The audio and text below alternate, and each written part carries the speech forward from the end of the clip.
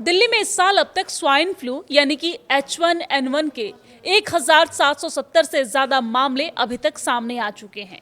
वहीं मॉनसून के दौरान मौसमी इन्फ्लुएंजा के मामले में भी बढ़ोतरी देखी जा रही है। शुक्रवार को केंद्रीय स्वास्थ्य मंत्री जेपी नड्डा और स्वास्थ्य मंत्रालय के वरिष्ठ अधिकारियों के साथ दिल्ली के स्वास्थ्य मंत्री पंकज कुमार सिंह और स्वास्थ्य विभाग के अधिकारियों ने बैठक कर स्वाइन फ्लू की स्थिति की समीक्षा की है। आपको ये जानकारी दे दें कि पंकज कुमार सिंह ने ये बताया है कि स्थिति पर लगातार नजर रखी जा रही है और सभी सरकारी अस्पतालों को इलाज की पर्याप्त व्यवस्था रखने के निर्देश दिए गए हैं।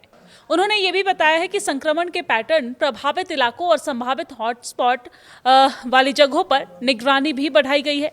स्वाइन फ्लू के मरीजों के लिए अस्पतालों में अलग से वार्ड तैयार किए जा रहे हैं। दिल्ली में एक ही दिन में H1N1 के 114 नए मरीज मिले हैं और इससे इस वर्ष अब तक H1N1 की पुष्टि हुई है कि मरीजों की संख्या बढ़कर अभी तक 1777 हो गई है। 6 अगस्त तक दिल्ली में H1N1 के 1344 मामले थे, यानी मात्र 14 दिन में 433 नए मामले सामने आए हैं।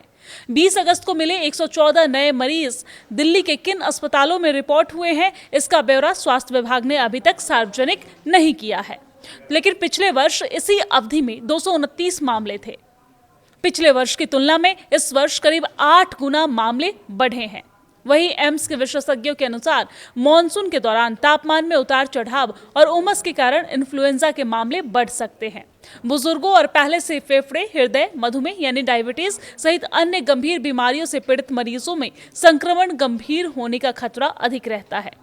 सर गंगाराम अस्पताल के इंटरनल मेडिसिन विभाग के consultant physician doctor Rishikesh Desai के अनुसार अस्पताल में मौसमी इन्फ्लुएंजा के मरीज बढ़े हैं और उन्होंने ये बताया है कि स्वस्थ लोगों में संक्रमण आमतौर पर ठीक हो जाता है, लेकिन बुजुर्गों, गर्भवती महिलाओं, छोटे बच्चों और पहले से किसी बीमारी से जूझ रहे लोगों में फ्लू गंभीर रूप ले सकता है। वही संक्रमण रोग विशेषज्ञ डॉक्टर नेहा रस्तोगी पांडा ने भी इन्फ्लुएंजा और फ्लू जैसे लक्षणों वाले मरीजों में बढ़ोतरी की बात कही है। डॉक्टरों के अनुसार इस मौसम में कई मरीजों में लंबे समय तक रहने वाली खांसी और तेज बुखार देखने को मिल रहा है। वायु प्रदूषण के कारण फेफड़ों में होने वाली सूजन भी कुछ मरीजों में खांसी और सांस से जुड़ी परेशानी बढ़ा सकती है। उन्होंने बताया है कि H1N1 संक्रमण में आमतौर पर बुखार, खांसी, गले में खराश और इस दौरान सिर दर्द, बदन दर्द और थकान जैसे लक्षण दिखाई देते हैं। RML अस्पताल के मेडिसिन विभाग के associate professor doctor Ramesh Meena ने यह बताया है कि संक्रमण से बचने के लिए हाथों की नियमित सफाई, बीमारी के दौरान घर पर आराम करने और दूसरों से बेहद करीब जाने से बचने की सलाह दी गई है। जरूरत के अनुसार फ्लू का टीकाकरण भी कराया जा सकता है। H1N1 जो हम पहले एक पैंडेमिक हो चुका है 2009 में, जिसको हम स्वाइन फ्लू भी कहते हैं, हर साल मानसून के मंथ में, बरसात के महीने में उनके केसेस बढ़ते हैं। इस दफ़ा ये बात सही है कि नॉर्मल से जो हम देखते हैं केसेस रिलेटिवली ज़्यादा हुए हैं, लेकिन घबराने की बात नहीं है क्योंकि most cases are having mild fever, body aches, sore throat, खांसी और कुछ देर तक बुखार रहता है, फिर ठीक हो जाता है।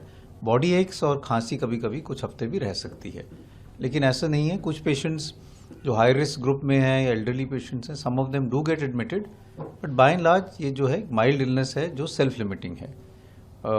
इसलिए आई थिंक पैनिक की इशू नहीं की कोई ज़रूरत नहीं है, लेकिन we are seeing more cases than what we usually see during the monsoon months.